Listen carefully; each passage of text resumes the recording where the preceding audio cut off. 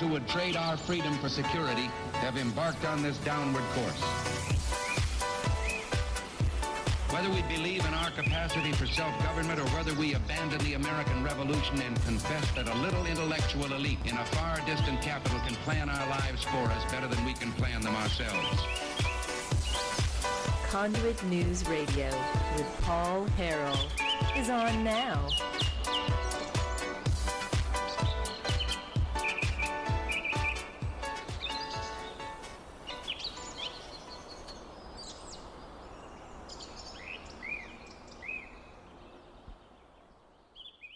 Hey folks, you're listening to the best of Conduit News Radio with me, Paul Harrell.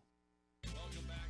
Good morning to you. We got on the line the president of the Family Council, Jerry Cox, is with us. You can find out more at familycouncil.org. Jerry, how are you this morning?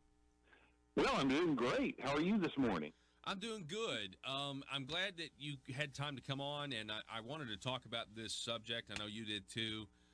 Trans athletes posting victories, shaking up sports. This is an article from Wired magazine. Transgender athletes at all levels of sport are winning medals, spurring a contentious debate over the future of gendered competition. You're following this cultural phenomenon, aren't you? It's more like a cultural train wreck, I'm afraid. But yes, it is a phenomenon. But yeah, it's just more nonsense. And I think everybody recognizes this. If you let boys, men, compete against girls or women, the guys are going to have a huge advantage. I mean, everybody knows that men are bigger, stronger, faster as a whole than women are. And so some of these social engineering people out here are now saying, well, if a guy feels like he's a girl, he ought to be able to run track with a girls' track team in high school. And that's just ridiculous. I understand in about a dozen states, boys can compete in girls' athletics by declaring themselves to be transgendered, but some schools require the participant to be engaged in some type of gender reassignment. What are your thoughts on that? Well, obviously, gender reassignment is a really bad solution to gender dysphoria. I guess there have always been some people who had questions about their sexual orientation, their gender, and that sort of thing. And in years past, it was recognized as something that you try to get help for, and hopefully you were able to get past it, recover from it, and move on. In the modern era that we're in now, in some states, it's illegal to help people, quote, get over their gender dysphoria. Not that way here in Arkansas. A person can still get help, but in some places it's illegal. And so they've taken it the extra step now where, and you don't know for sure what the real motive of some of these boys is, but you have high school boys now who are coming out and saying, you know what, I'm a girl, I'm a transgender person, I want to compete on the girls' track team. And so you may recall that during the Obama administration, there was a directive from the Department of Education, I believe it was, that said that you have to allow those transgender athletes to be able to shower with the girls, allow them to dress with the girls, use the same restroom facilities as the girls in your high school.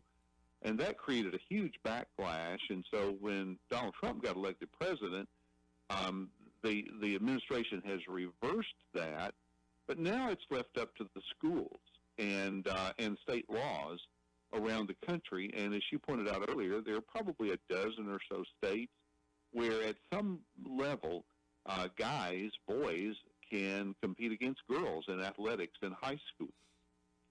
Do you find this, we're talking with Jerry Cox, the president of the Family Council, do you find this kind of a reversal of what might be considered, a policy goal of the left, a couple of decades ago? This idea of Title IX, this idea of, okay, if you have, men's basketball, you need to have women's basketball. If you have baseball, you need to have softball. I mean, this used to be clearly, it was about equality and giving women the opportunity to compete in athletics against other women, just like men have that opportunity. But if you take their ideas now to their logical conclusions, why is there any separation at all between the two, Well, and see, you make an excellent point because, back in the 70s, and I can remember, being in high school in the late 60s and graduated high school in 1970 when there was not this equality between male and female sports in high school. You'd have a lot of opportunities for boys to play football and baseball and run track and do the other things, but the girls really didn't have much. And so Title IX came along in 1972, and rightfully so. It was designed to give girls some of the same opportunities that boys had to do sports. And so then you had schools doing girls basketball, girls track, softball, on and on. Now it's all pretty equal, I think. And so, but what you have now is you have the feminists in a real bind because they've said women are just as good as men and women need to be able to do whatever men do, and so forth and so on. We know the line. And so now that these transgender athletes have come along and said, well, we're boys, we're going to compete against the girls and take the opportunities from the girls, now the feminists are in a real bind, and some are saying, that's unfair to put a guy out there running against the girls or competing against the girls, and others are kind of swallowing the bitter pill and saying, well, I guess we have to, do it in the name of equality. And, it's created a split, really, among the feminists. But see, here's what's at the bottom of all this, or the end of all this. You have young girls out here who work extremely hard, work just as hard as the boys do to be good at track or softball or basketball or volleyball or whatever it is. They work as hard as the boys do. And then you have a boy coming along saying, I think I'm going to put a wig. And literally, we had some guys up in Connecticut that put on a wig and ran against the girls, kind of making fun of them. And they beat them. And that's unfair to those girls to treat them that way or create an environment where they're treated that way, because a lot of these girls want to get a scholarship to go to college. They want to play volleyball. They want to play basketball. They want to play soccer or softball. And if you have boys winning all the championships, that puts girls on the bench, and they probably don't get a scholarship then, and they don't get their education paid for, and they don't have the same equal shot that guys do who are elite athletes and want to run track or play football or whatever it is they do. You already mentioned this, but I want to go down the list just because any chance we need these are politically these are politically incorrect facts. Okay, generally, men have more muscle mass. Men are stronger and faster than women. Women have more endurance and faster muscle recovery time. Men have thicker bones. Men have more red blood cells to carry oxygen. Women have more estrogen, leading to more body fat. Men have greater lung capacity. Men are physically larger than women. Also, elite male and female athletes are better now than in the past, but the difference between male and female athletes has remained a constant. Now, if you go over to what you mentioned, Jerry, over in Connecticut, there is the Alliance Defending Freedom. What are they doing in this discrimination complaint about Title IX? Well, I just got back from a conference in Phoenix with the Alliance Defending Freedom, and they had one of the young ladies that is in the center of the of the complaint in Connecticut came in with her mother and spoke to those of us that were at the conference, and it was just great. Just hearing this girl's story, but also really made me sad that this young girl is an elite high school track star. She's great in the 100 meter, the 200 meter, and the 400 meter runs. And you have these boys coming in, and I'll just use the word stealing that from her. And they were talking about the fact that this violates Title IX, because Title IX was designed to create equality for girls to be able to do sports and win and be elite in their division and so forth. And this turns all that on its head when you let guys come in there. And so I'm with them. I hope that they win this complaint against the Department of Education, and that they're able to change that back the way it should be. Because what this does, it upends about 50 years of advancements that women and girls have made to be able to play sports and to be elite in their field against other girls, other women, and it just turns all that on its head. And so, Paul, I was thinking about this.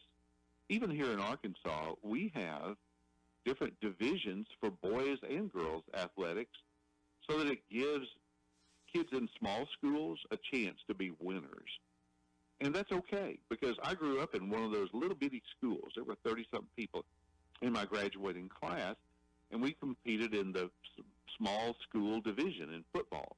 Well, there's no way our football team with 30 kids on it could come up here to Little Rock and compete against one of the big city schools. And so we were in a small division, and we got to play and win and all that. And I think we lose sight of what athletics is supposed to be about. It's about character. It's about sportsmanship. It's about all those things. And now we've made it about a bunch of guys getting out here and putting on makeup and a wig and acting like girls. And as I said, kind of making fun of the girls because they have an inherent advantage. We're talking again with Jerry Cox, president of the Family Council. These are, very much cultural issues affecting our country. And they are, if they're not already, Jerry, they're going to affect Arkansas. And that's where I feel like the General Assembly can come in and try to prevent this from ever even being a problem by passing some new legislation. Do you think there's stuff out there we could do to prevent what we see happening in these other states? Well, certainly we need to learn from these other states and say, you know what, not here, not on our watch are we going to let girls be mistreated this way. And so, Paul, I hate to say it, but we tried a couple of legislative sessions already to say that you can't have boys in the girls' locker room and boys in the girls' changing room and boys in the girls' bathrooms and all that.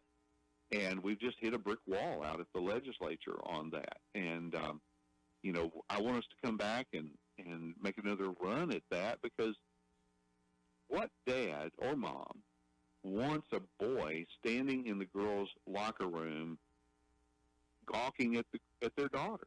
I mean, that's just ridiculous. And it doesn't have to be that way. And right now, that's open as a possibility here in Arkansas. And because there's no law against it. And so that's open. And all you need is one outside-the-box family out here that says, I want my boy to be able to dress with the girls, compete with the girls. He's transgendered. And we're off and running with the very same thing that they've got up in Connecticut and some of these other places. And so you're right. Our leaders need to step up and do something about this to be sure that it does not happen here. And I certainly hope, I hope that they will, and they need to know, groups like yours, and I mean, the people of Arkansas, I think in general, will support them. I mean, they really will, and people see this as being just a huge. I think it's just a huge sign. I would liken it to what on the abortion issue. It was a very positive thing when you had states like Virginia and New York passing these pro-abortion laws up to 9 months, and then the governor said maybe even outside of the womb. And yet our state, the time that was happening, our state was passing pro-life laws. We were doing we were saying, no, our culture in Arkansas is going to be one that respects life. Our culture is going to be going on a clearly different path here. And I feel like the legislature should apply that same conviction to these issues that are facing our country when it comes to girls and guys and transgenderism, Yeah. Well, and as you pointed out, the people of Arkansas see this for what it is. if you walked out here on the street right now and you stopped 100 people and you talked about this situation to 100 people, I dare say over 90 of them would say, no, we shouldn't have transgender boys over here in the girls' locker room, and we shouldn't have them out here running around the track or playing basketball or doing whatever and beating the girls because they have an inherent advantage. I spoke with an athletics expert yesterday, and he said, on average, men and boys have about a 30% advantage over women and girls when it comes to athletics. Now, you'll always find women who can outperform men, outrun men, and all that. But I'm talking about if you took all the men in the world and all the women in the world, the men have about a 30% advantage when it comes to strength and athleticism and all that. And that's not rocket science. We all know that. I can remember when I was in high school, the leading free throw shooter in our school was about a 5-foot-tall girl. But if you put her out there playing basketball against the boys, she'd get killed because she's 5 feet tall, and she just can't compete at that level. And it doesn't diminish or demean women to say that. It's just that God made us uniquely, wonderfully different in our own ways. And, so in no way is this to put down women in any way. And, I think they ought to be able to compete as much as they can. And as I pointed out earlier, women athletes are getting faster, stronger, but so are the men. Mm-hmm. And so the difference between the two really hasn't changed much in the last 30 years. The men are getting better and the women are getting better. But I don't care how much you let women train, they just can't make up that 30% in most cases out there on average. Yeah. Jerry, you make excellent points, sir, and I appreciate you spending some time with us this morning. It's always great to talk to you.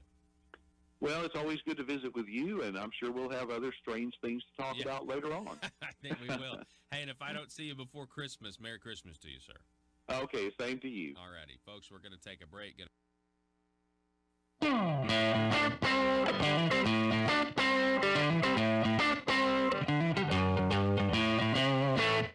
Folks, as a taxpayer or business owner, I know the government rarely gives the people a break.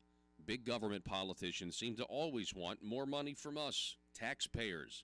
So if you want to support the work we're doing right here at Conduit News, bringing you the truth, then why not consider giving less money to the government that never stops overspending and overtaxing us by giving a tax-deductible donation to Conduit for Commerce, the premier organization in Arkansas that never stops promoting small business and limited government. Just go to conduitforcommerce.org and click on Support Our Cause. From there, you can decide if you want to donate monthly or one time. Give the government that's using your tax dollars to grow and grow less, and give the people fighting for your values more. Conduitforcommerce.org. As we speak, Beijing is employing a whole-of-government approach, using political. Bob Maloney here from ASA News, The Parrot. Breaking news from the Capitol in Little Rock. Over now to our new on-site reporter, Susan Shenanigans. Susan? Thanks, Bob. The governor has just announced that a Blue Ribbon Task Force is to be formed. Today, I'm asking your support for a Blue Ribbon Legislative Task Force to be created and directed to recommend further reform. Now we go live to the chamber to listen in for more information on the task force. I hereby call this session into order. First on the agenda for today is the formation of the Blue Ribbon Task Force. Is there anyone who would like to give their thoughts on the task force? Yes, as someone who's deeply conservative, why is the governor choosing the color blue for this task force? Sounds like he's really a Democrat loyalist. Why not a red ribbon to prove he's a true conservative? Well, I represent Walmart, and we agree with the color of the task force ribbon. The color blue is best consistent with the Walmart brand. I object to this choice. Blue is the wrong color ribbon for this task force. Well, who are you? I am Mr. P.C. Wrights, and I represent Target, and we want the ribbon to be red, not blue. Hold it right there. This seems like a tough decision. Why not ask the governor to call a special session at a later date for an important decision as this? I think this is something worth talking about. I motion that we decide the color of the ribbon today. I second it. Fine. We can decide it now. Does anyone have any other suggestions for the color of the ribbon? I think the color should be white. Whoa, whoa, whoa. Hold on. Definitely not white. I agree with Mr. PC Wrights. Maybe we should choose green for the farmers. You like the color green because you are a farmer. I think it should be purple, so we can display how Arkansas is an extremely moderate state. Why are we even discussing this? Shouldn't we be talking about tax reform instead of wasting time with this? Well, the people have spoken. They believe this is worth talking about, so we are deciding this now. Excuse me, sir, but shouldn't the color of the ribbon be rainbow to include all types of people? Please, silence your phones. I just received a call from Walmart HQ, and they agree with, what was your name again? My name is Fabulous. They agree with Fabulous that the color should be rainbow. Target concurs with the decision of it being rainbow-colored ribbon. Is there a motion to make the ribbon rainbow-colored? I motion to make the color rainbow. I second the motion. The motion carries because I said so. The committee will now vote and not be on record to keep the people in the dark. Back to you, Bob. Thank you, Susan. And thank you for listening to ASA News The Parrot. Next up, there are reports of a gorilla on top of the Capitol Dome demanding massive sums of taxpayer cash. His name? Medicaid expansion.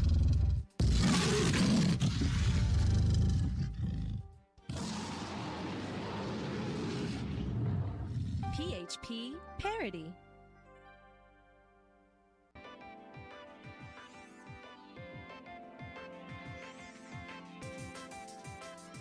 Conduit News Radio with Paul Harrell is building a liberty machine. Find out more at conduitnews.com.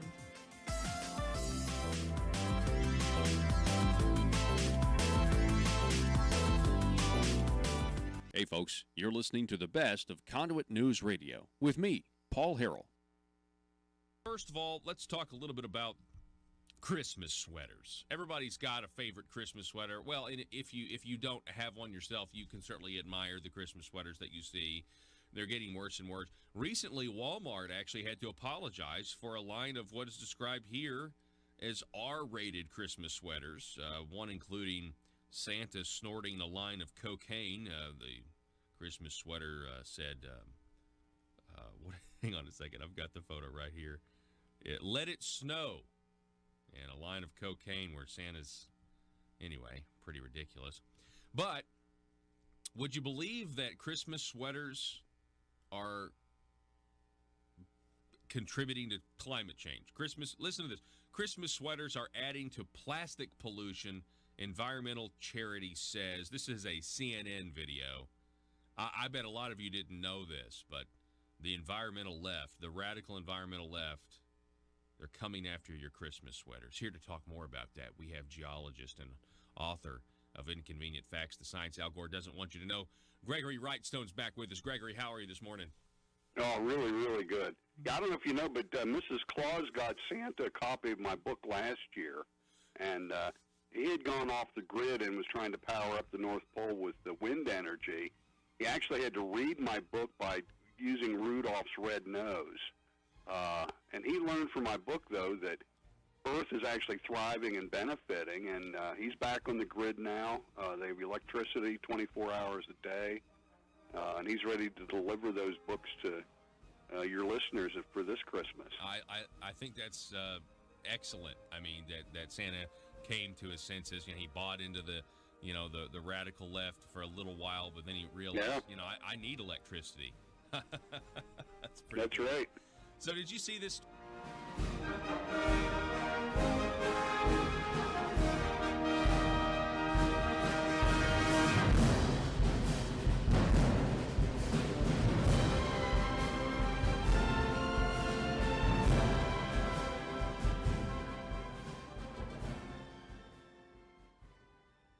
Folks, as a taxpayer or business owner, I know the government rarely gives the people a break.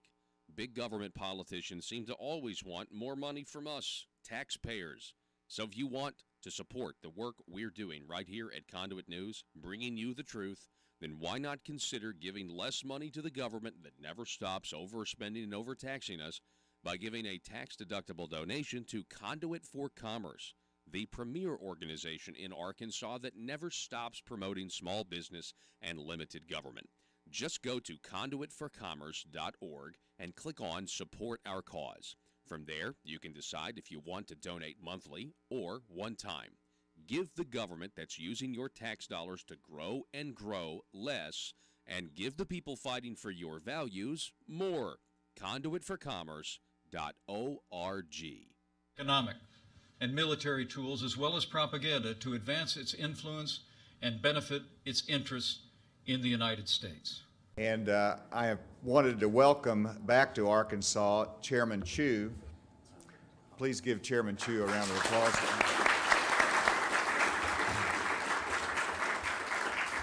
China is also applying this power in more proactive ways than ever before to exert influence and interfere in the domestic policy and politics of this country. Chairman Chu, I got to know as he is the CEO and chairman of Shandong Rui Technology Group out of Shandong Province. Over the past 17 years, China's GDP has grown ninefold. It's become the second largest economy in the world. Much of this success was driven by American investment in China. And the Chinese Communist Party has also used an arsenal of policies inconsistent with free and fair trade, including tariffs, quotas, currency manipulation, forced technology transfer, intellectual property theft, and industrial subsidies that are handed out like candy to foreign investment. We've been to Shandong Province a number of times since I've been governor. We've called on people, and Chairman Chu gave us the opportunity to meet with him at Rui, at their technology group there in Shandong, and saw his incredible facility. We asked him to visit Arkansas. He did. So Chairman Chu, we're delighted to have you here. I'm excited about signing this agreement with you, and I welcome you to Arkansas. These policies have built Beijing's manufacturing base at the expense of its competitors, especially the United States of America. And I wanted to recognize Chairman Lee to my right, who is the founder of Sun Paper.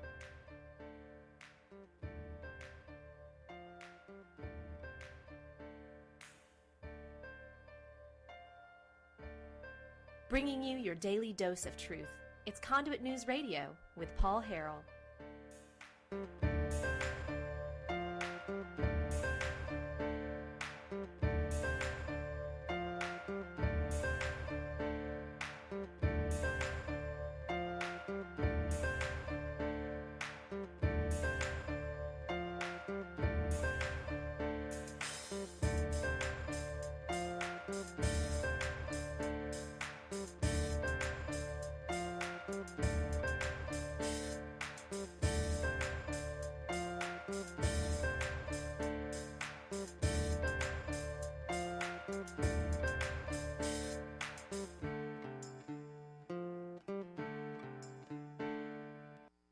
Hey folks, you're listening to the best of Conduit News Radio with me, Paul Harrell. Story about Christmas sweaters, though. I did not. I was just when you were I was googling it. I didn't quite get it all in there. I'm gonna because I have a list for my next book. I'm making a list of all these just ridiculous predictions that they've got. There's one of that we'll see increasing toenail fungus because of climate change. They get more ridiculous by the day, and they use anything that's unusual or anything they could just let's throw this up against the wall and see what sticks. And I think people are catching on to it. I do too, and I always take their claims and I work them backwards. So if climate change is going to increase toenail fungus, as you said, then stopping climate change will reduce toenail fungus. And I if you phrase it that way, then you start to be like, you're kind of claiming magical powers at this point. Yeah, that's a good point. Right.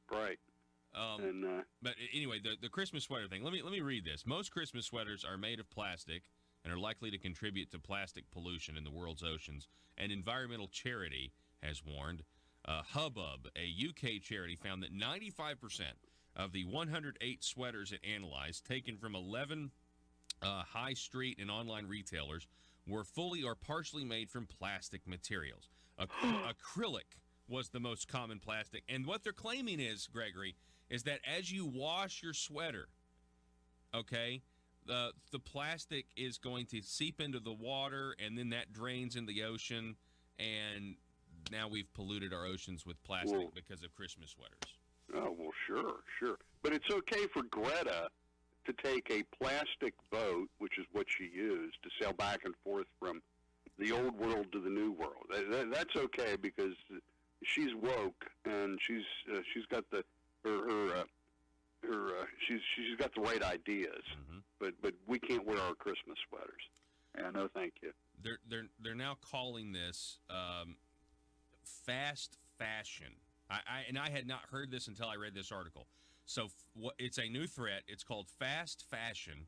Is a major threat to the natural world, and Christmas jumpers, I guess jumpers like onesies, are particularly problematic as so many contain plastic. So it just never stops. Well, it seems Paul, like, go ahead. I think there was a misspelling there. It should have been fast fascism, not fashion, because that's what this is. It's fascism they're trying to impose on us. Yeah. No, I think that's exactly right. I can appreciate that pun. It seems like, though, there's nothing that they don't think is within their grasp to dictate to us. You know what I'm saying?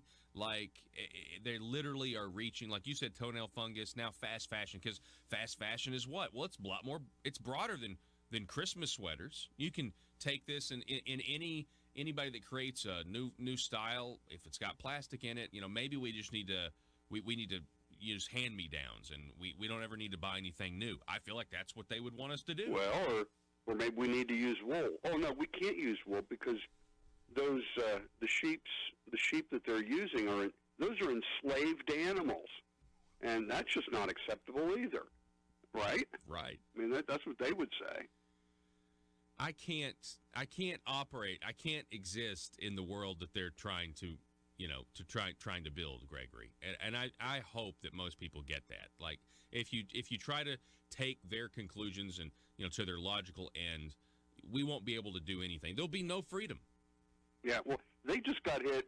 They got a 2x4 up the side of the head here this last week over in Madrid, Spain, at the climate conference that Greta Thunberg finally showed up to. And what they're realizing is that no matter what, everything that they're doing is for naught. And Greta Thunberg actually said that they're making no difference because China is thumbing their nose at the Paris Climate Accord in the Western world. Their lips are moving, and they keep promising carbon dioxide reductions and reduction of the use of coal. While they're speaking, on the other hand, they're just red-lighting increased coal production and coal-fired electricity production. And to give you an example, the non-Chinese countries reduced their electricity generation capacity by coal by 8 gigawatts in the last year and a half. Now remember, everybody else reduced it by 8. China, in that same time period, increased it by 43. 43. So what they've done is taken, what is that, 5 times as much, 5+ times as much China's increased compared to what the Western world has reduced its coal-fired electricity. So what the whole goal of Al Gore and the climate alarmists, what I call the Ayatollahs of alarmism, their goal is to reduce fossil fuels because those create carbon dioxide emissions, CO2. But yet China just is going full speed ahead, and there's no effect. Anything that we can do, and I believe that CO2 does have a warming effect. I think it's overwhelmed by the natural forces. But any reduction in CO2 is just the world increased it by 4% of CO2. It keeps increasing every year, and I'm not opposed to that. I just got back from the gym. I wore my I Heart CO2 T-shirt to the gym this morning. Uh-oh. And I've got a big I Heart CO2, I Love CO2 bumper sticker on the back of my truck, and I haven't been keyed yet, but that's probably going to be coming. So there's so what they're doing is there's everything that has been done to restrict our freedoms, to increase taxation, to increase regulations. All of those things have been, it's for naught. It has absolutely no effect on temperature, but it provides this. They're striving for this. It provides the moral justification for ever higher taxation, ever tighter regulation, ever greater state interference, ever larger funds to the governments and politicians, and it continues to diminish our individual freedoms and our freedom to use the energy we want. The reliable, abundant, affordable energy that comes from fossil fuels. So I've got your app open. We're talking with Gregory Wrightstone. He's a geologist, author of the book Inconvenient Facts, the Science Al Gore Doesn't Want You to Know. Now, folks, it makes a great Christmas present, but you can get the app right now. Just download it on your iPhone or your Android device. I've got the app open, and I'm looking at Inconvenient Fact number 37. The Earth is becoming greener, not turning into a desert. And you've got this graph here, and it looks lovely. I mean, it looks like we're lush and we're a productive planet because we're green. Well, we are. And that's, I like to say it's the biggest untold story of the late 20th and early 21st century, and that's the greening of the Earth. The Earth is thriving and prospering, and humanity is benefiting because of modest temperature rise, and it is modest, and increasing CO2. It's, according to NASA, and the chart you're looking at there, it's a map of the Earth showing in green the areas where vegetation has increased, and you're looking at it, your listeners aren't, but the Earth is covered in this green where it's prospering. According to NASA, up to 50% of the Earth is what they call greening. In other words, vegetation is increasing. And here's the key. Less than 4% of the Earth is what they call browning, or a loss of vegetation. I'll take that trade-off any day of the week. And, with 50% is thriving and prospering, and less than 4% is going the other way. And we're seeing that in some of the most arid parts of the world. Probably the best example is the Sahel in the southern Sahara. 300,000 square kilometers of the Sahel are turning into a lush grassland. Former desert areas where no one's lived in many hundreds, probably maybe 1,000 years, probably dating back to the medieval warm period, the last time temperatures rose to near levels like this. And we see it in China, India, Australia. The Earth is it's a completely different story from what we're being told. We're being told that the Earth's turning into vast deserts that will be consumed by wildfires and droughts, and just the opposite is occurring. Entire just crazy. Ecosystems are dying. Yeah, that is what we're being told. Then you got, coming along with your app, Inconvenient Fact number 42, cold kills far more people than heat every year. Yeah, there's, again, completely opposite of what we're being told. The largest study of its kind was done by Dr. Antonio Gasparini and a team of physicians all over the world that looked at temperature-related deaths. According to this study, they looked at 74 million temperature-related deaths and found that 20 times as many people die due to cold as due to heat. Another similar study was done in the United Kingdom and Australia, those two nation states, and what they found, it was 15 times as many people. So whether it's 15 or 20, it's a huge multiples of people die due to cold-related deaths as due to heat. Again, what have I said before? Just opposite of what we're being told. And I say that a lot because that's what the science, the facts, and the data tell us. They're telling us what we're doing is these ayatollahs of alarmism are using predictions or speculation of what might occur 50 or 80 years in the future based on failed climate models. And what I do is, in my book and the app, we're looking at what's actually happening today, not, oh, well, this might happen in 80 years. Yeah. Probably not. But, let's show me something that's going really, really badly. Because just about by every metric we look at, we can find that the Earth's ecosystems are thriving and humanity's benefiting. You know, what you just said there, the opposite of what we're being told. That is true, I think, of obviously the climate change discussion, and I think it's true of almost every other political issue in the country today. So often you can believe the opposite of what the mainstream media is telling you, and you will be correct. Now, not always, and that's scary, though, because that means that, you don't want, I wouldn't want to get in that habit, but I mean, it's hard not to. It's scary, though, because then if something really does happen, it's like the boy that cried wolf, and nobody's going to believe him. You know what I mean? Oh, yeah. Well, we're seeing a big uptick in sales for Christmas now. Lots of people. I just got an email from on our website here that I need 10 books. I want them signed. And I said, okay. So I've been shipping out, both from our website and from me personally, just 10 here, 15 there. People want to give this to their people that believe and have bought in and have drunk the Kool-Aid on climate change. So it makes a great Christmas gift. So it's Inconvenient Facts. Inconvenient Facts. We appreciate it. The author, again, Gregory Wrightstone. Gregory, it's always great to talk to you, my friend. Thank you. All righty.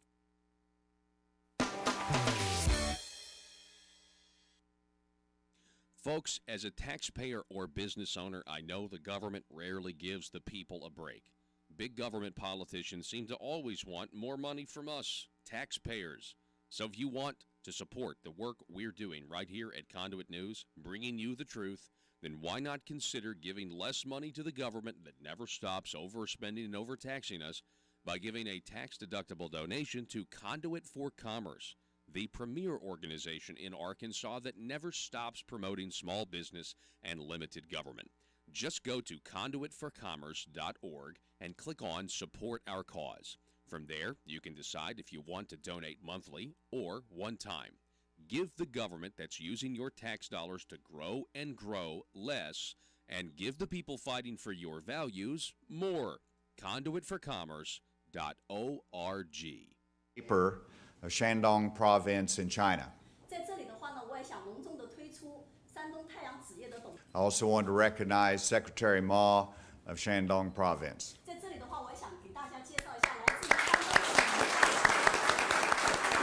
As President Trump said just this week, in his words, we rebuilt China over the last 25 years. Last November, as you know, I traveled to Shandong Province. I met with Chairman Li. I toured Sun Paper Company along with Mike Preston. While in China, we signed a letter of intent on behalf of the state of Arkansas with Sun Paper, indicating that Sun Paper wanted to put a major bioproducts mill in South Arkansas. Bob Maloney here with a developing story from ASA News, The Parrot. China is coming to Arkansas. We go live to the press conference where the Communist Chinese executive is addressing Arkansans for the first time. Let's listen into the translator. On behalf of the government of the People's Republic of China, we invite you to come and visit the newest named city in Arkansas, China, Delphia. We are very pleased to own an American city. Our communist government is proud to do business with the mediocre state of Arkansas. We are happy to take your money and your trees and send the profits back home. The Communist government of China was pleased to learn the taxpayers of Arkansas are excited to contribute their money with the hope, if you build it, one day jobs will come. We are excited to take your fields of capitalism and turn them into fields of communism, where every Arkansan has nightly dreams of Mao. China is looking forward to our investment of $1 billion in what is now called Arkansas. We see this as an investment in our future, and that future will be called New Beijing. Chinese investment will make Arkansas a great place for jobs, as the People's Republic of China will succeed where the Soviets failed. As we build our roots deep in Arkansas, we are thrilled with the potential new ideas and advancement we will share with our people back home. Soon we will have the world's largest runway in the South China Sea, and we thank Arkansas for contributing to our noble cause. In closing, once we make China great again, all of you will see the glory of the revolution of Mao. And Arkansas, whatever you do, please never call the FBI. Paul Harrell, parody.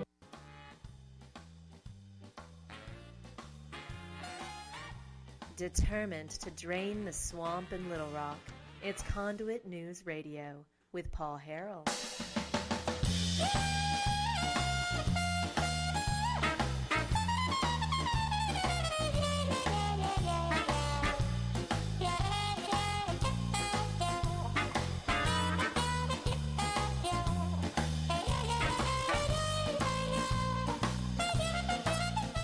Hey folks, you're listening to the best of Conduit News Radio with me, Paul Harrell.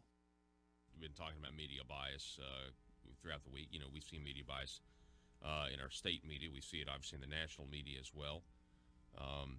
Here to talk more about, you know, what's been going on with this sham impeachment, if you will. We have, once again, Dan Perkins is with us, nationally recognized expert, public policy and energy. You see the stuff at Daily Caller, Town Hall, Newsmax, and The Hill. Dan, how are you, sir? Good morning, Paul. I'm fine. And yourself? I'm doing well. What were your thoughts yesterday on everything that happened in the Judiciary Committee? That's a great question. I would say to you that we saw the face of the deep state in the Foreign Relations Committee when all of the people who are bureaucrats within the administration were angry with Donald Trump for not asking them for their opinion on establishing policy. None of them had any facts to present to the committee of any wrongdoing on the part of the president. It was he should have done it this way. He should have done it our way. So we now have a bunch of faces of what the deep state looks like in Washington, D.C. What we saw yesterday was the face of what I call the deep state within the education system in the United States. We saw just how bigoted, how prejudiced these three college professors who are teaching lawyers about the law that basically don't understand the law and are living. They are living in, and I'm not trying to be harsh here, and they look like they're living in the past. They came across as arrogant, as opinionated, angry, and so when the one said, if this doesn't lead to an impeachable event, then I don't know any that will. Right. And yet,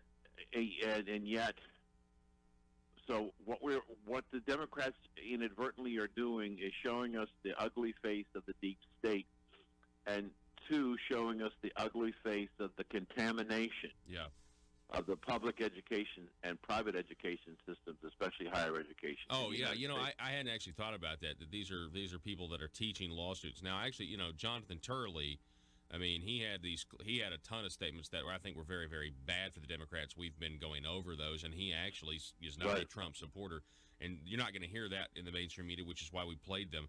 But this one woman, Pamela Karlan, actually attacked or brought the president's son into her arguments. And that, to me, is all you need to know. It discredits her completely when she has such a personal animus. She's not talking, from a legal standpoint when she said that Donald Trump may be able to name his son Barron, but that doesn't make him a Baron. And, I mean, I can't believe she said that. That's incredible. Well, I would say to you what was even more incredible than that, when she came back, I guess, after lunch, and she wanted to correct the record. She couldn't correct the record about Barron Trump without she was apologizing and attacking the president at the same time. Mm-hmm. And so you have to say to yourself, I mean, I've written about this, I've talked about this, and I've got 9 interviews today. I'm going to talk about it a lot today. What we're seeing here is that the Democrats have no clue about what's going on. How the Democrats, I said when they brought Mueller before Jerry Nadler's committee this summer, and I saw the way he performed. And I said in a commentary, did anybody from the Democratic Party or anybody from the committee staff, the Democratic committee staff, interview Mueller as to what he was going to say? And apparently they didn't, because he was a terrible witness. He destroyed his own report, not knowing who Hughes and GPS was. Here we had in the Intelligence Committee. It was clear that either the people who were testifying were never briefed by anyone on the staff, or they were briefed on the staff and their own personal arrogance said, screw you, I'm going to do what I want to do. And the same thing yesterday. We've got these people so that the people, the optics were terrible for the Democrats yesterday. One, Professor Hurley, nice-looking man, well-groomed. The other people, like... That's true. That's actually true. The guy that was speaking the most truth did actually look like, well kept, and the others not so much. Right. And so nobody coached these people on how to dress. The woman, her hair was absolutely an abomination. It's true. But they were all angry. They were, if the law is supposed to be objective, I mean, so they stacked the deck 3-1, and that didn't go in my opinion, didn't go unnoticed by the American people. 3 Democrats and 1 Republican. Mm-hmm. So the continuation of the bias and the prejudice. What I think is happening, and I said this before the Thanksgiving break, and I wrote a commentary a month and a half ago, that the Democrats need 218 votes to pass this resolution. Now, if they get 218 votes in favor of the resolution and the bill of impeachment, and all the Republicans vote against it, it's not nonpartisan. It's very partisan. Right. And if we have any Democrats who vote against it going with the Republicans, then it's clearly a biased situation. Yeah. So, but I think that the Senate testimony, when we get to a trial, is going to be dramatically different than what we're seeing out of the House. I also think that when many of the congressmen were back home in their districts over the Thanksgiving holiday, yes, I think they got a real earful of how much of the American people are angry about what's going on. I think one of those was Eric Swalwell, who seems to be now backing kind of off impeachment a little bit in one of his public.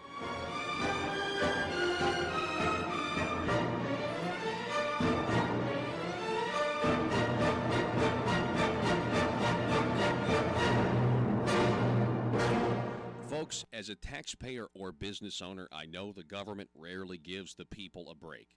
Big government politicians seem to always want more money from us, taxpayers. So if you want to support the work we're doing right here at Conduit News, bringing you the truth, then why not consider giving less money to the government that never stops overspending and overtaxing us by giving a tax-deductible donation to Conduit for Commerce, the premier organization in Arkansas that never stops promoting small business and limited government. Just go to conduitforcommerce.org and click on Support Our Cause. From there, you can decide if you want to donate monthly or one time.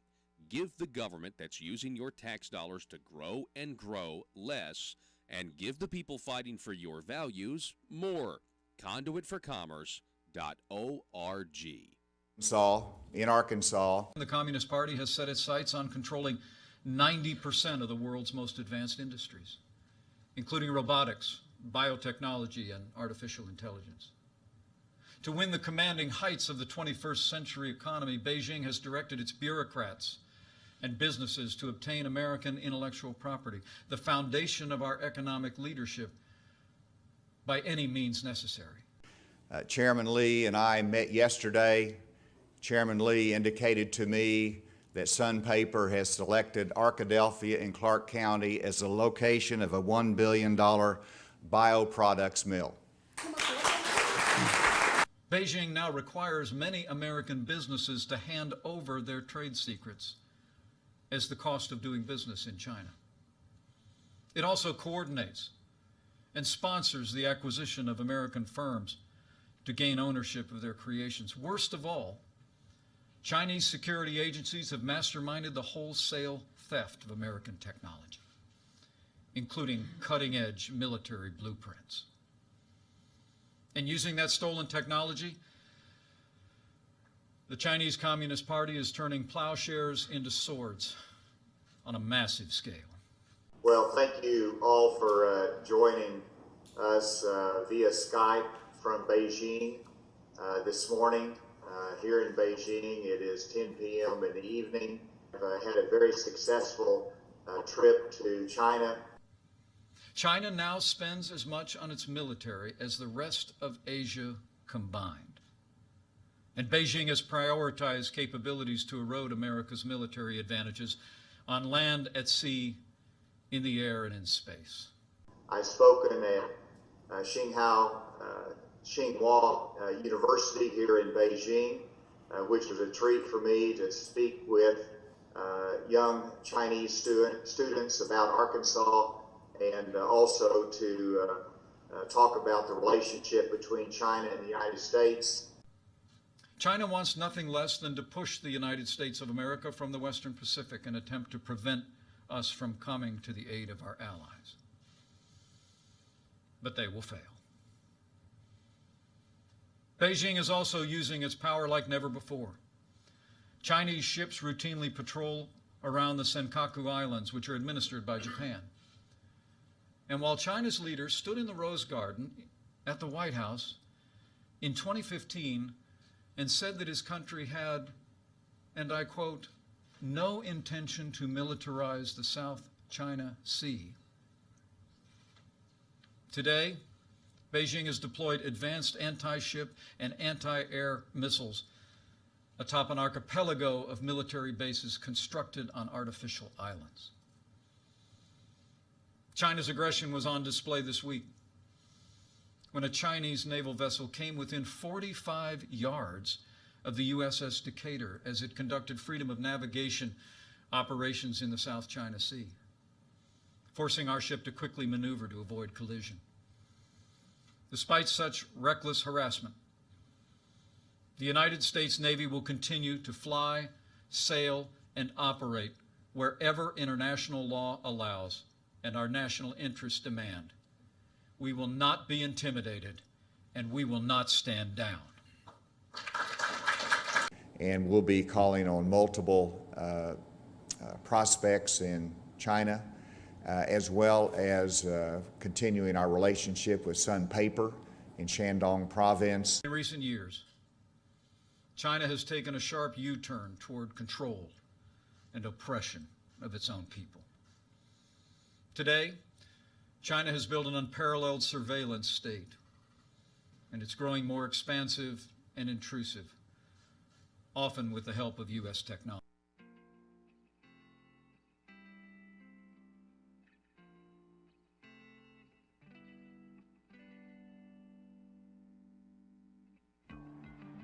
it's time we ask ourselves if we still know the freedoms that were intended for us by the Founding Fathers. They seem to be in full-scale retreat from spending cuts and are talking about raising people's taxes again. And I have only one thing to say to the tax increasers. Go ahead, make my day. If we lose freedom here, there's no place to escape to. This is the last stand on earth. Those who would trade our freedom for security have embarked on this downward course. Whether we believe in our capacity for self-government or whether we abandon the American Revolution and confess that a little intellectual elite in a far distant capital can plan our lives for us better than we can plan them ourselves. Conduit News Radio with Paul Harrell is on now.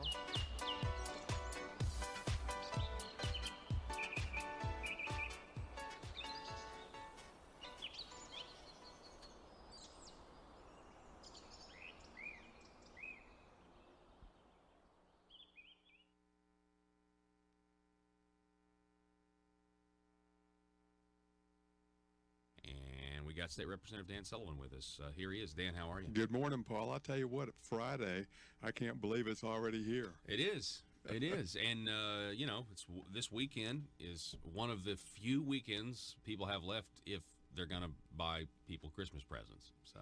Yeah, well, except for some of us guys who wait until like the 23rd. The very or 24th. last minute. Well, you're running a campaign as well, so I'm sure you got a lot going on. How's the campaign going? You're going great. I mean, Paul, one of the things I think a lot of your listeners have probably seen some of the videos that I do, and did a video yesterday, a short one about Arkansas and getting rid of feral hogs. So I'm down in Little Rock. I'm up here. Today we'll be going to St. Bernard's Village with the Veteran Support Group as they visit with our veterans and have a little Christmas gift for them.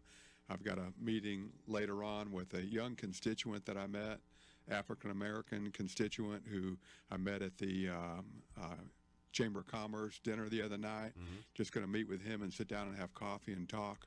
I'm really interested in what other people think. I want to hear what you think and hear what's important to you, and then talk to them about conservative ideas. After that, I've got another meeting with some folks in the afternoon over at Black Iron Shooting Range. All right. We're going to go over there with Aaron, and then tonight we'll be at the Walnut Street Christmas party. And all the while, waiting for a call from a business owner that is getting kind of hassled by DHS over some regs. And when they call me, I'm going to try to run out there and meet with DHS and meet with our constituent in the business to try to resolve that. And that happens about every day. Yeah, I know. But I really enjoy it. It's helping people. This is why you run. Many people think running for office means you just drive the Little Rock and vote on things. A big part of it is helping constituents who have problems. Yeah. It's meeting with them and listening to them and finding out what's important to them.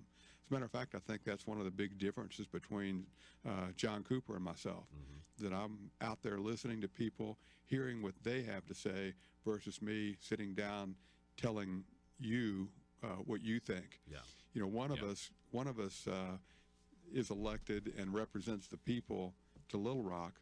Another one is elected and represents Little Rock back to the people. Yeah. And we're going to tell them what to do. That's exactly Big what's difference. gone on. That's exactly what's gone on. And you can definitely tell that.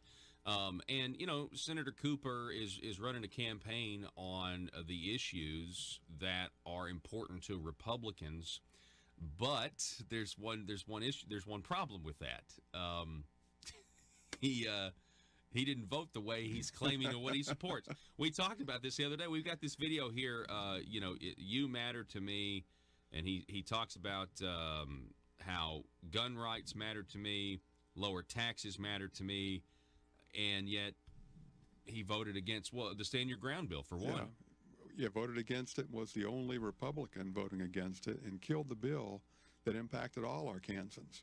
So when you run an ad like that and say, well, I'm for gun rights, well, tell us what it is you're for, because you certainly didn't stand strong. And again, what the people the local people elected John to go down there and represent them in Little Rock and tell Little Rock what they want. Instead, John's going to come back and tell the people what he wants, and that was not gun control. The same thing with exactly taxes. right. The people elected John, and John campaigned hard, collected a lot of money, and campaigned hard on for people. When the people say, John, go to tell Little Rock that we don't want our taxes raised. We want lower taxes, smaller government. And John, of course, votes the other way. And now he's out holding town halls telling people, I got to tell you why you're wrong and why I went down there and changed my mind. Yeah, no, you're right. He has these town halls. I had one photo, though, where nobody showed up to it, which I thought was interesting. Well, one did. One did? Yes. Some of the comments on this post where he says he's for lower taxes when he voted for all the tax increases. This guy, somebody says he will say anything to get elected. This guy's the biggest right on the Republican Party. Anyway, and that's still up there. I would have assumed he would have deleted those by now, but we covered that yesterday. I want to ask you about your question. The Jonesboro Sun asked you yesterday about President Trump and impeachment, and you said what? Yeah, they actually didn't print it all because there's no evidence, no credible firsthand evidence that raises to the level of impeachment for crimes and misdemeanors.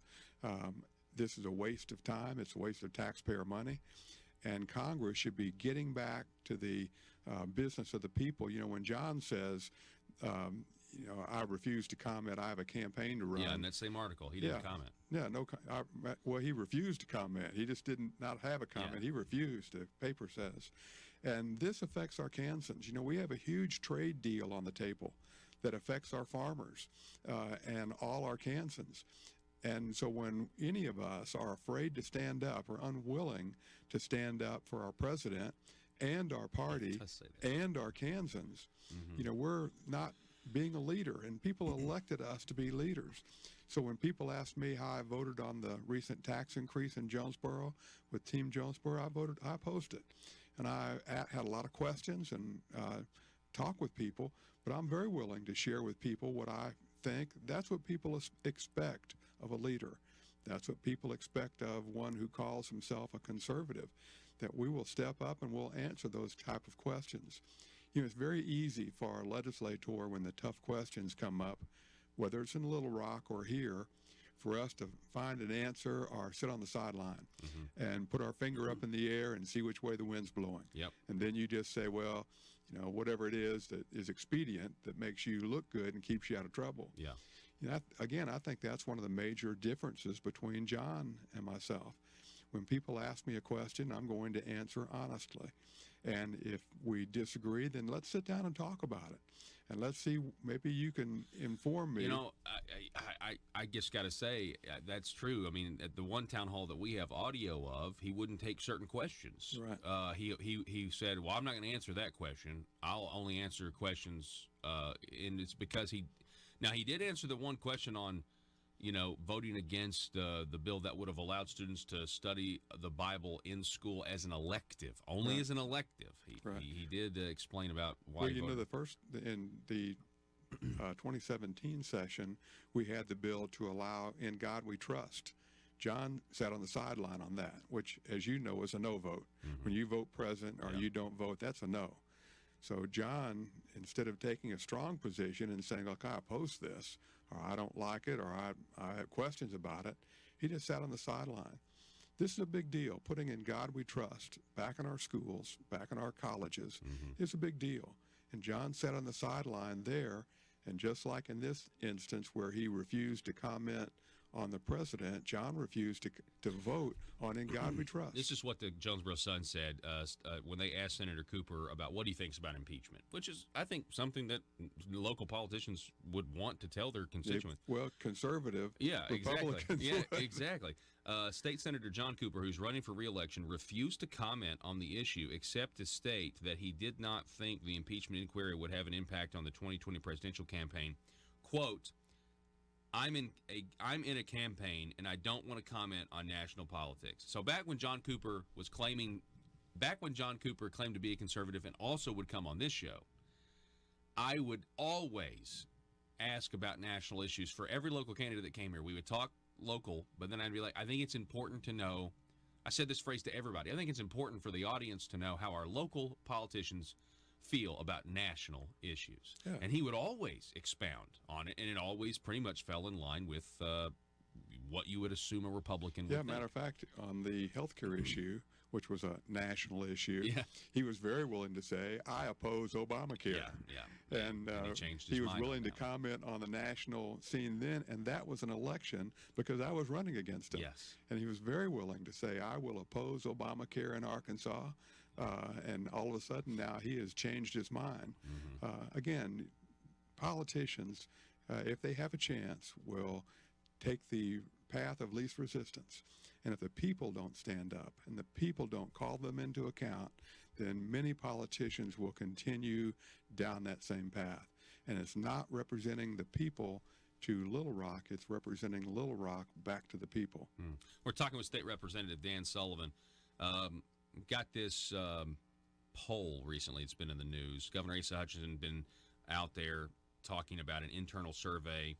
According to the governor's internal survey or poll, 62% of the 800 Arkansans polled support or lean towards supporting a 0.5% sales tax for highways and roads. The governor's using this to say the people support, voting for issue 1 coming up in 2020. What do you think about this whole thing we've got to look forward to? Well, first of all, I don't support the half-cent sales tax, and primarily because when it was passed in 2012, the Arkansas legislature, we gave our word. In 2022, in 10 years, it ends. Kind of like, what was the health care statement someone made? If you like your health care plan. If you like your health care, you can keep it. Right. Or this, we're getting rid of these things. The legislature gave our promise. And if there's one thing the people of Arkansas are concerned about, it's people who keep their word.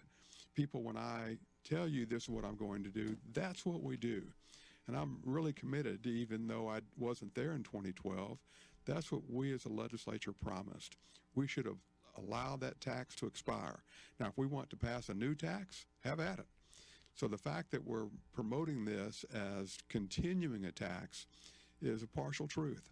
The real truth is we gave our word that tax would end. I'm going to keep the word of the Arkansas legislature. That's what Arkansans expect.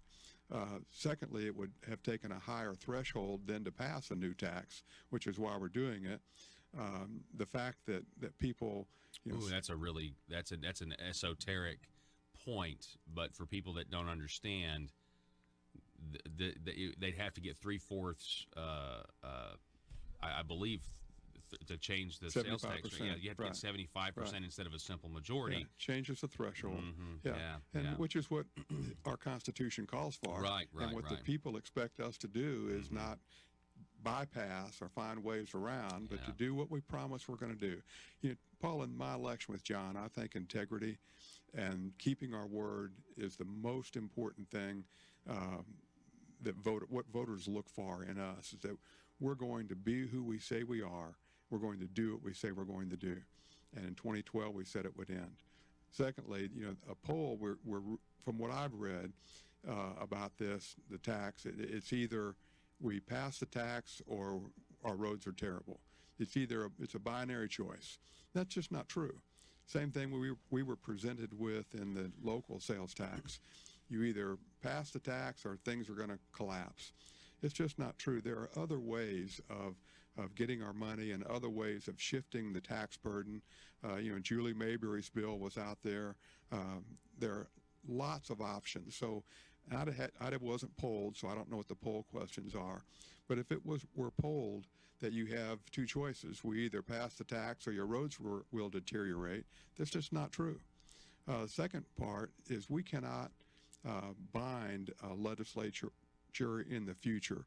So we could come back, the legislature could come back, if this tax passes, the legislature can come back and just pass more taxes for roads.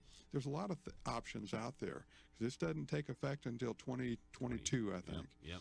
So, there are multiple opportunities for the legislature to come back in regular sessions, in fiscal sessions, and make the changes that we need.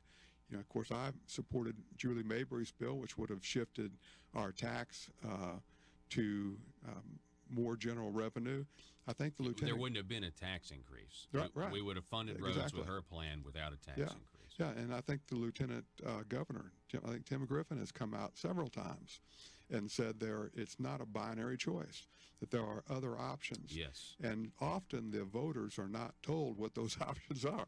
They're giving you pass the tax, or golly, our roads are going to fall apart. They give you a choice architecture, and they don't want you to know anything else. Oh, by the way, I think I thought of the reason why they said that the tax would sunset in 2022 all the way back in 2012. If you'll remember, in 2012, the Mayan calendar said that we weren't even going to be here.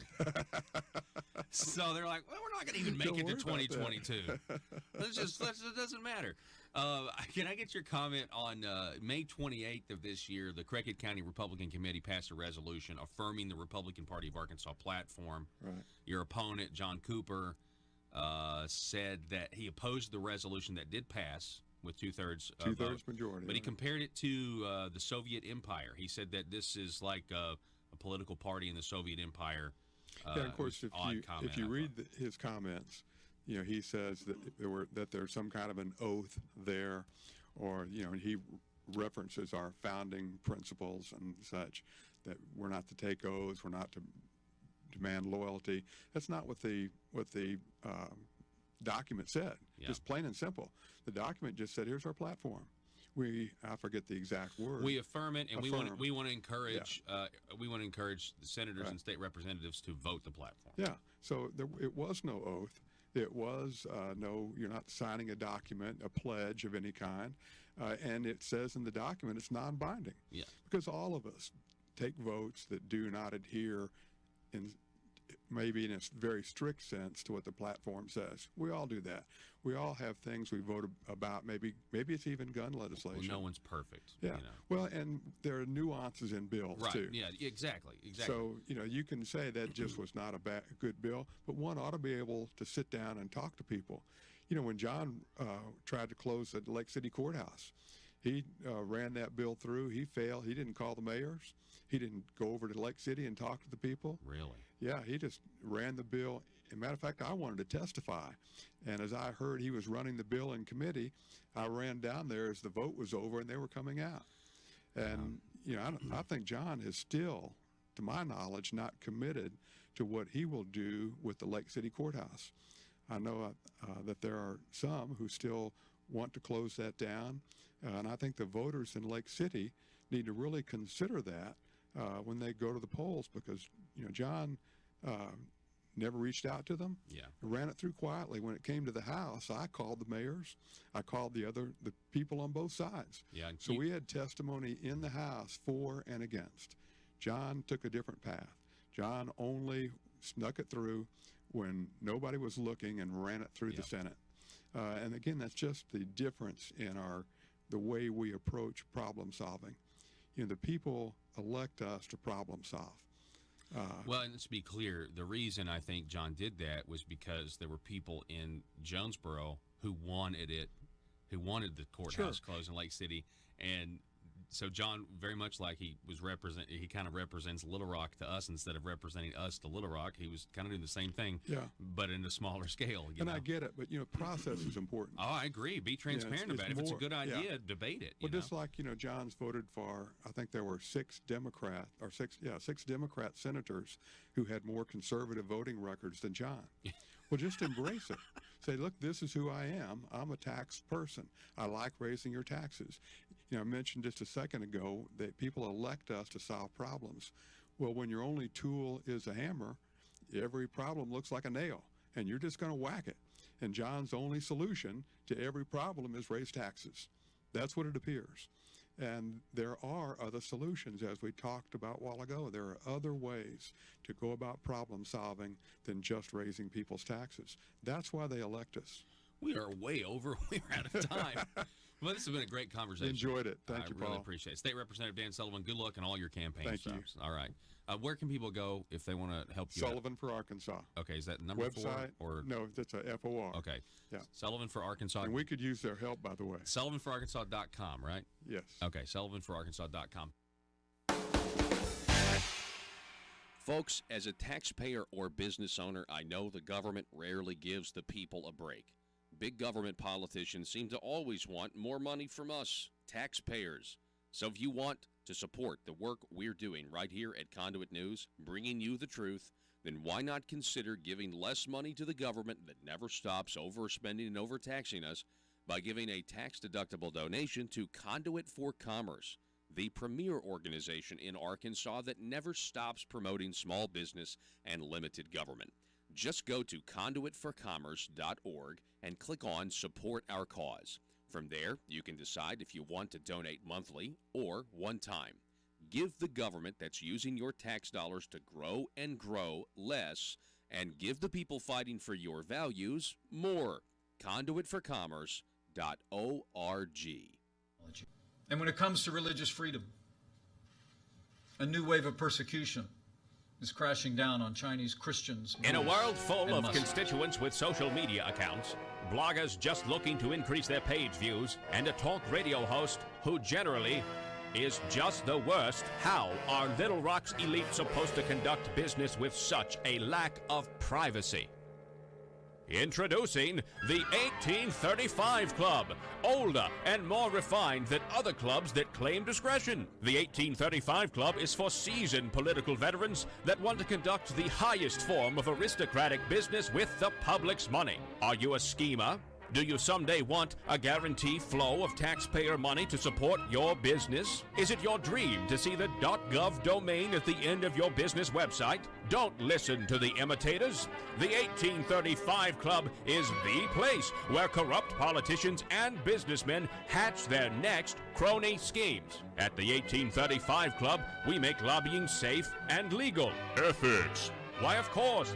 All business is done in an ethical manner. Just look for the sign above the door that reads, loophole. Are you tired of the Capitol Police restricting your access to the roof after a perfectly good night of drinking? The 1835 Club has libations and a perfectly good roof. Other crony clubs that promise discretion try to lure you in by advertising bars made out of aeroplanes. Well, at the 1835 Club, instead of an airplane fuselage, we've got a space shuttle. No, not a bar. We've got an actual space shuttle that makes a daily run to the moon so members of the 1835 Club can have some real privacy away from the bloggers and taxpayers. Are you an Arkansas aristocrat? Do you want to be? It's the 1835 Club, and we work tirelessly to make sure the good old boy system remains alive and well. Join today. Disclaimer. The 1835 Club reserves the right to deny membership to anyone who has principles. Any talk of the Declaration of Independence or the Constitution must be done in jest or, at the very least, with a condescending tone. And finally, the 1835 Club will be given a 25% commission of any agreements made between politicians and the business community. PHP Parody.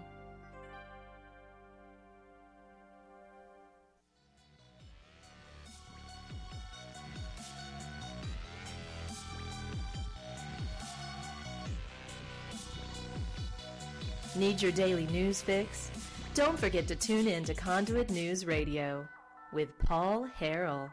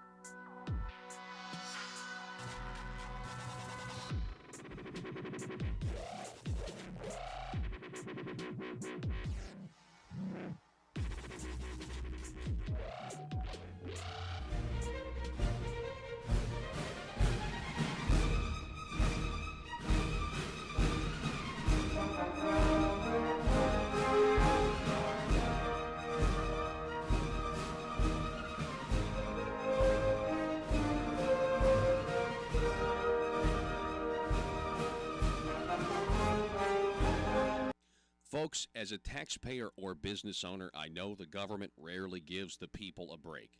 Big government politicians seem to always want more money from us, taxpayers. So if you want to support the work we're doing right here at Conduit News, bringing you the truth, then why not consider giving less money to the government that never stops overspending and overtaxing us by giving a tax-deductible donation to Conduit for Commerce, the premier organization in Arkansas that never stops promoting small business and limited government. Just go to conduitforcommerce.org and click on Support Our Cause. From there, you can decide if you want to donate monthly or one time.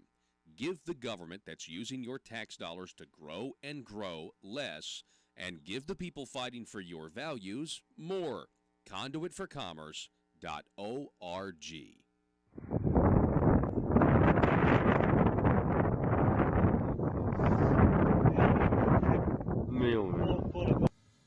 Last month, Beijing shut down one of China's largest underground churches. Across the country, authorities are tearing down crosses, burning Bibles, and imprisoning believers. And Beijing has now reached a deal with the Vatican that gives the avowedly atheist Communist Party a direct role in appointing Catholic bishops. For China's Christians, these are desperate times. So, do you like him as a candidate? I think he's brought a lot to the table. It's not my message. I worry about the party in terms of expanding our base and what the message does to our recruitment of Hispanics, outreach to minorities. And so you've got to worry about the fall election and whether this is a message that's going to carry in Michigan, Ohio, and Florida, and those states that we need to carry. The American people deserve to know. In response to the strong stand that President Trump has taken, Beijing is pursuing a comprehensive and coordinated campaign to undermine support for the president, our agenda, and our nation's most cherished ideals. I think you've got to listen to what he says and how he conducts himself. And I don't know that he would be that different from what he is now in negotiating with Vladimir Putin. So, you think that's a good thing or a bad thing? No, I don't think it's a good thing. We need people who, in the presidency, that understand how the world works, understands that there's a time for bluster and there's a time for reason. The Chinese Communist Party is rewarding or coercing American businesses, movie studios, universities, think tanks, scholars, journalists, and local, state, and federal officials. And then, Chairman, you'll look out in the audience and you'll see multiple members of the governor's cabinet. We're also here to support you. You'll see multiple members of the state legislative assembly. They're here to support you, and specifically Senator Caldwell, Senator Ingram, Representative Murdoch, Representative Hollowell. These are your senators and your representatives now. You call on them, and they're going to help you. Guarantee it. And Senator English, I saw you out there too.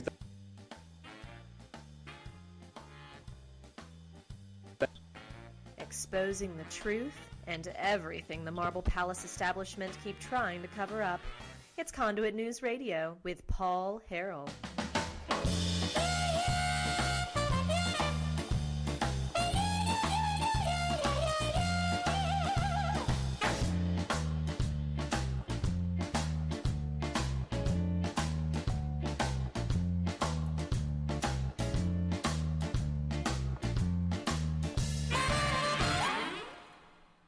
Hey folks, you're listening to the best of Conduit News Radio with me, Paul Harrell.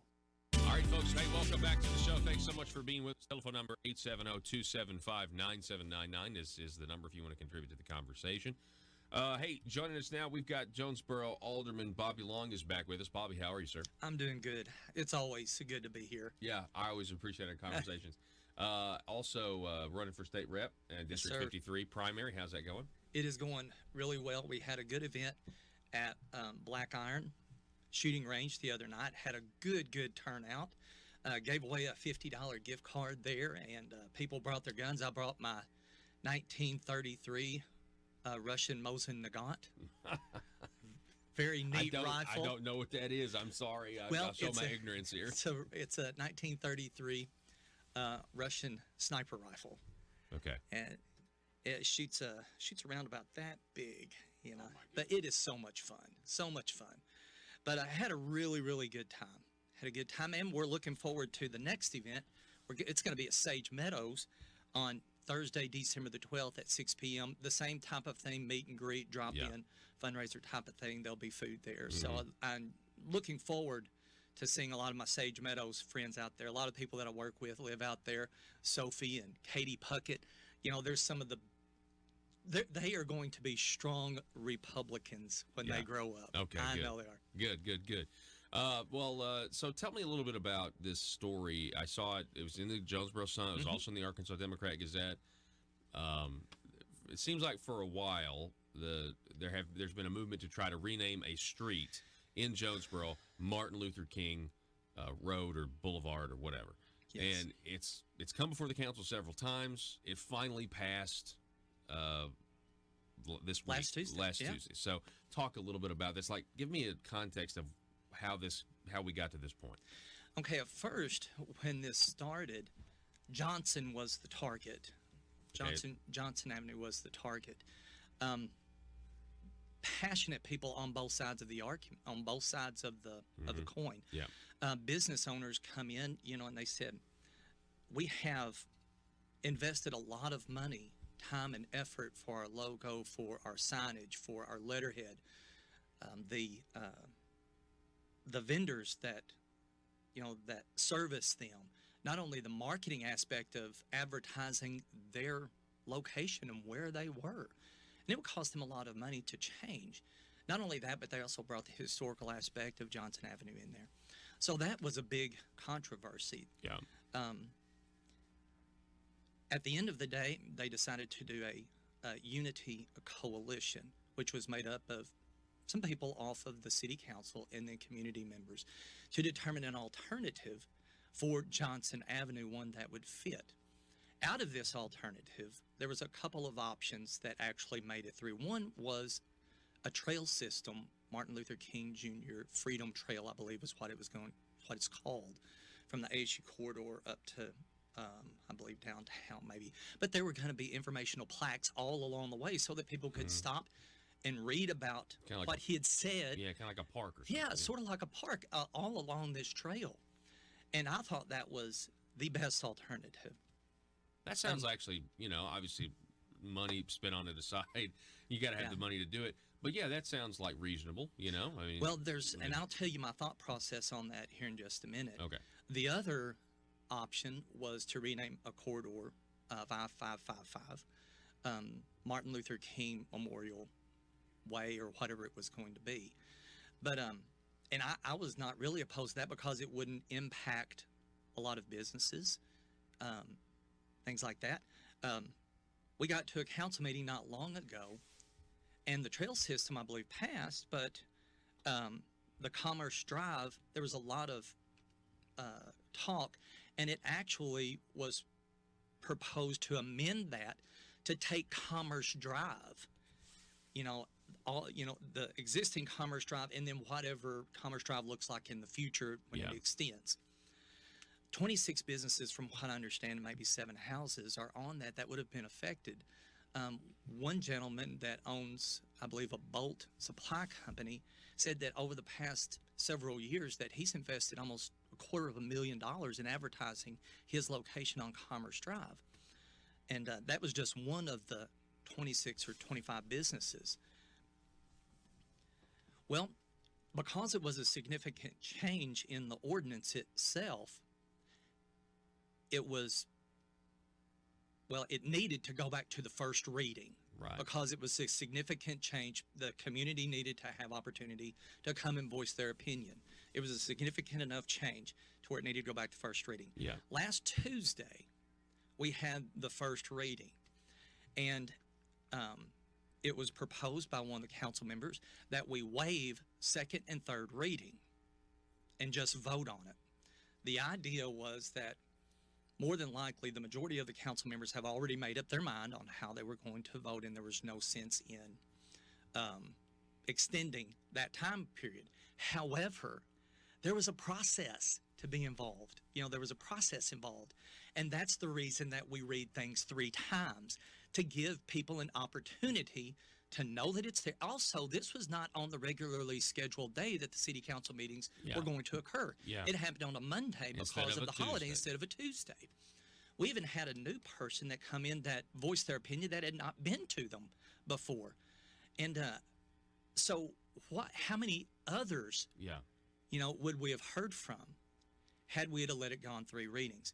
I voted no against that because I believe there's a process involved and we need to follow that process, especially on something like this, to where it's going to involve a lot of the community, and a lot of people have opinions and passions on both sides.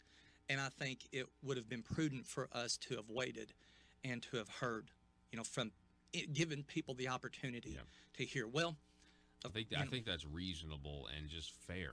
Well, it is fair. It is reasonable. It is prudent. That's the thing. I know you're running for state rep, but I just, you know this. That sometimes those type of procedural things happen. I will say they can, sometimes it's supposed to sit for 24 hours before you take it. It go from committee. It's got to sit for 24 hours before you get to the House. But sometimes people try to, suspend the rules to get what they want. And I want to be clear here. Right. Sometimes the temptation is to, just because you want to get what you want to destroy the process, so you get the outcome you want. And that's, that's the ways that I have a problem with that. I think that's that there's an issue there. Yeah. There was no emergency. Exactly. There was no emergency or something like that. Nothing like that. It wasn't time sensitive. Yeah. But yet we did waive second and third reading. I thought that was not the right thing. You think the do. negative press, because see, the underlying theme here, let's just be honest, is that if the Jonesboro City Council can't rename a street Martin Luther King, that there's somehow institutional racism involved. There must be. That and I think maybe that's why some people wanted to just amend the process, because they're tired of potential negative press. Yeah, well, I think, as you know, over the past several months, that aspect of it, I never really entered my mind. Okay. I mean, I get press that's good sometimes. I get a lot of press that's bad sometimes, But at the same time, I do what I think is right. And it was not right, I do not believe, in my opinion, to waive second and third reading, because that is a process that we have in place for a reason. And the reason is to make sure that everyone has an opportunity to attend at least one of the meetings, and voice their opinion on that particular ordinance or that particular subject that's before the council. And we bypassed that. So moving forward, we waive second and third reading, which means that at that point, that ordinance was going to be voted on to be set in stone. And we voted. And it passed. I did vote against it. It was 9-3. It was 9-3. And I would like to share a little bit about why I voted the way I do, because I think people need to know. I think people deserve that from their elected officials, to understand how they voted the way they did. And it wasn't that I was against a street or an avenue or anything carrying the name of Martin Luther King Jr. I'm not against that. I felt the trail system was a better idea. And here's the reason. To me, I was looking at this. I've studied Bible history for, 25 years. And when you look at those people and the servant attitudes that they had, the servant is always more interested in the message that they carry than uplifting the messenger that carries it. And when you look at Martin Luther King, I believe he was one of those types of people that believed more in the message that he carried than he himself as the messenger. So I started contemplating that in my mind, and I thought, what situation or what solution best fits what his life was all about was the message that he carried. Mm-hmm. And I felt the trail system did that. It inspired, it communicated well, and it also commemorated him, but it educated too. So it inspired, it educated, it communicated, and it commemorated. Yeah. And I do not see for the life of me how a 4-inch by 24-inch green sign with his name on it does those same things. I just do not see it. But yet, you see, the way that I voted, you have people saying that it's racist, that it's bigoted, even clannish. Really? Yes, even clannish. And sad, they do not know me. They don't want to give you the benefit of the doubt. No. They just assume that it has to be racially motivated. Yeah. When it's actually very well thought out.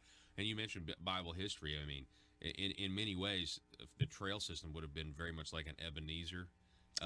because you would have had these plaques with his message. You'd had young kids or young college students walking up and down these paths, reading, "Judge a man not by the color of his skin, but by the content of his character." Yeah.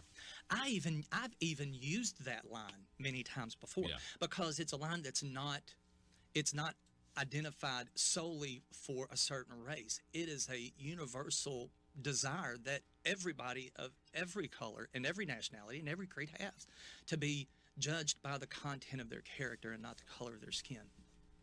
Yeah, that's really good. So really that good. that was my thought process. And to be honest with you, the last I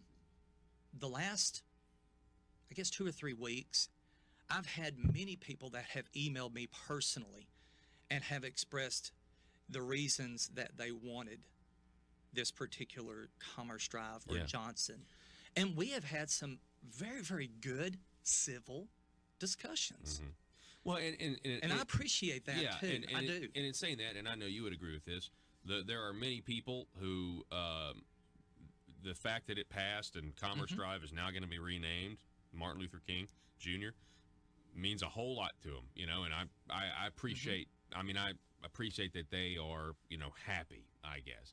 The business aspect of it, though, is kind of something that's kind of skirted along. Like, we don't really care about, like, the business cost or anything like that. But I do want to say, the Democrat Gazette, they quoted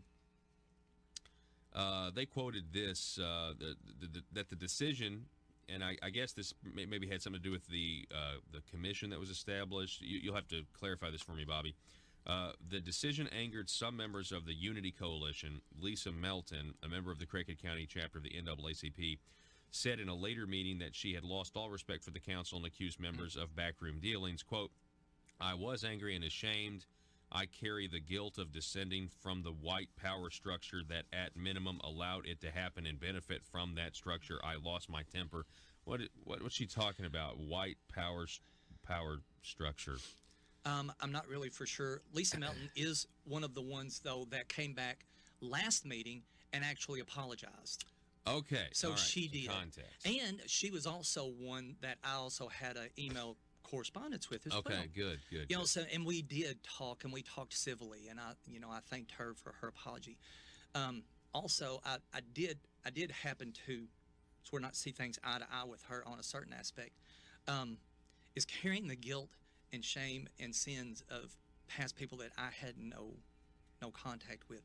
If you carry the guilt and shame of others, that you didn't do, then that's gonna eat you alive. Yeah. It just will. So I can't carry that guilt and that shame because I didn't involve myself in that. And really, when you think of it, today we are operating and we are benefiting from the work of so many people. Look at Eli Whitney and the cotton gin. Yeah. Penicillin. You have the people that built the railroads. Yep. That created steel. And those people, Bobby, they did great things and they also did bad things. They did. Because we're not perfect. Yes. And Martin Luther King was just one of those people. Yeah. He did a wonderful thing, and I'm all for commemorating him. I thought the trail system, though, was the best idea to forward the message that he wanted to give. Yeah. So yes, that did happen. And she did say all of those things, but later on she did apologize.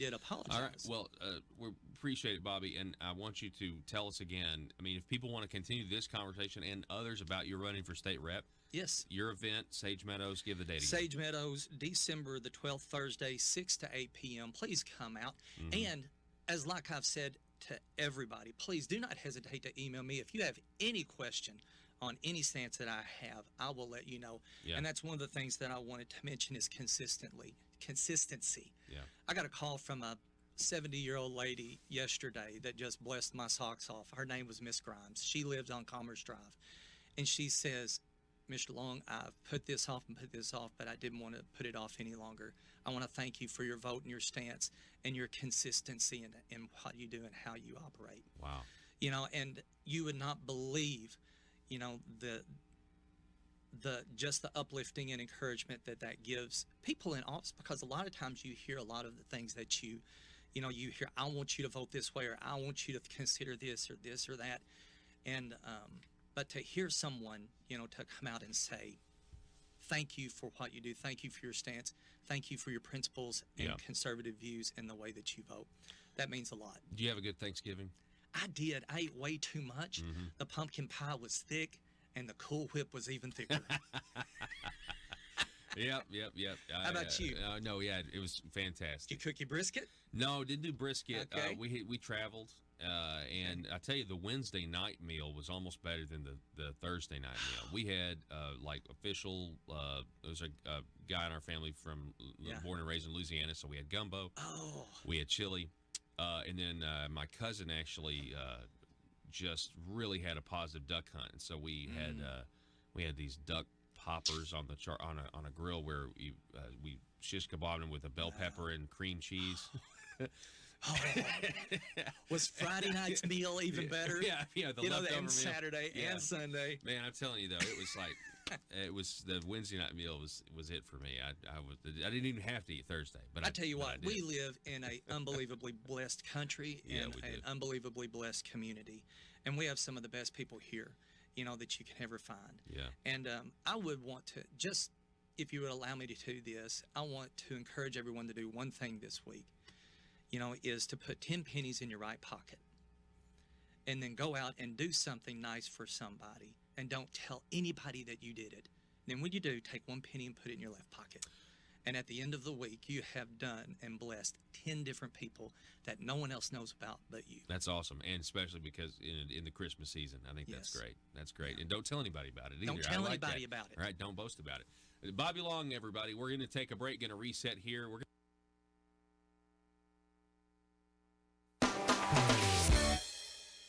Folks, as a taxpayer or business owner, I know the government rarely gives the people a break. Big government politicians seem to always want more money from us, taxpayers.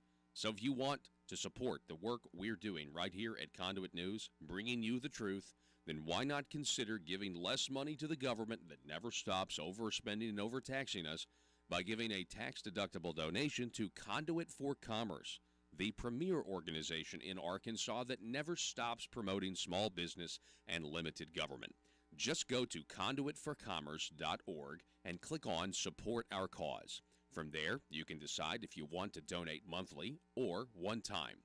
Give the government that's using your tax dollars to grow and grow less, and give the people fighting for your values more. Conduitforcommerce.org. For reason. The Chinese Communist Party is rewarding or coercing American businesses, movie studios, universities, think tanks, scholars, journalists, and local, state, and federal officials. And then, Chairman, you'll look out in the audience and you'll see multiple members of the governor's cabinet. We're also here to support you.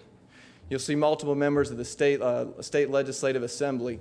They're here to support you, and specifically Senator Caldwell, Senator Ingram, Representative Murdoch, Representative Hollowell. These are your senators and your representatives now. You call on them and they're going to help you, guarantee it.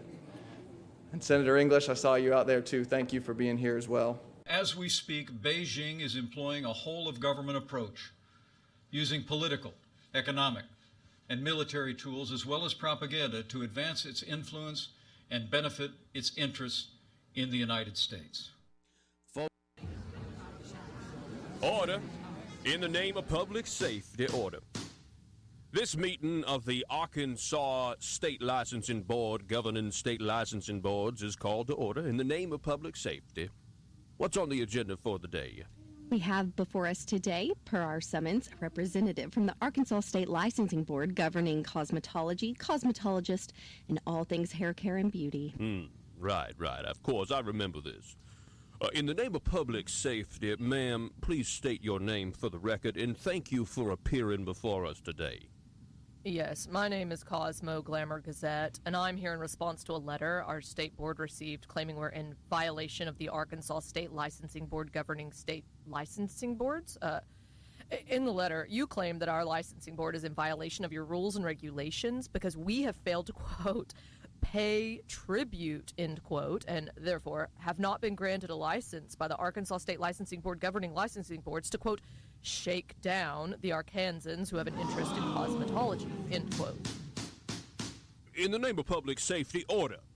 Yes, Miss Gazette, we sent you that letter because you have not obtained our approval in the form of a license from our board to distribute licenses to the professional class your board strives to protect. In the name of public safety, of course. Of course. So, in the name of public safety, and just so we can get this for the record, you do admit and agree with our board, the Arkansas State Licensing Board governing state licensing boards, that you have not obtained a license, thereby revealing your board of cosmetology to be operating outside our rules, regulations, and authority? Well, sir, I'm not sure our board agrees that we need a license from your board to continue to shake down, to look out for the public safety of Arkansans. In the name of public safety. In the name of public safety.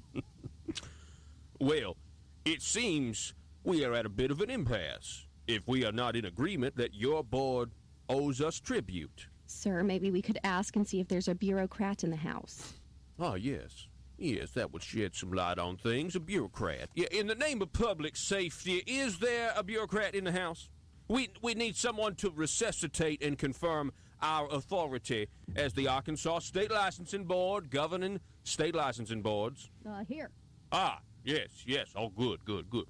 Come to the end of the table in the name of public safety and state your name for the record, please.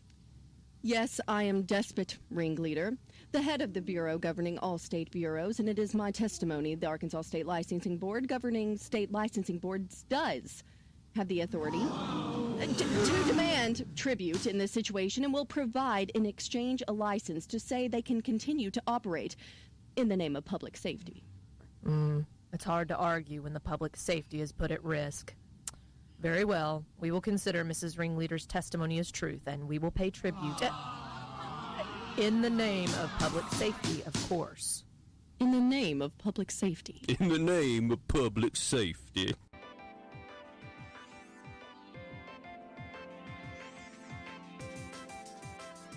Conduit News Radio with Paul Harrell is building a liberty machine.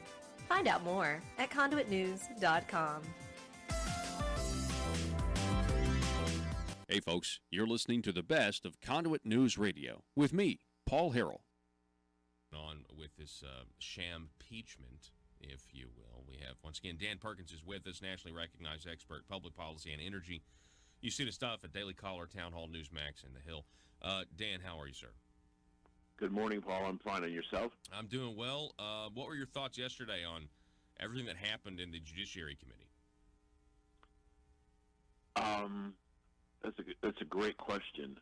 I would say to you that we saw the face of the deep state in the Foreign Relations Committee when all of the people who are bureaucrats within the administration were angry with Donald Trump for not asking them for their opinion on establishing policy. None of them had any facts to present to the committee of any wrongdoing on the part of the president. It was, he should have done it this way. He should have done it our way. So we now have a face, a bunch of faces of what the deep state looks like in Washington, D.C. What we saw yesterday was the face of what I call the deep state within the education system in the United States. We saw just how bigoted, how prejudiced these three college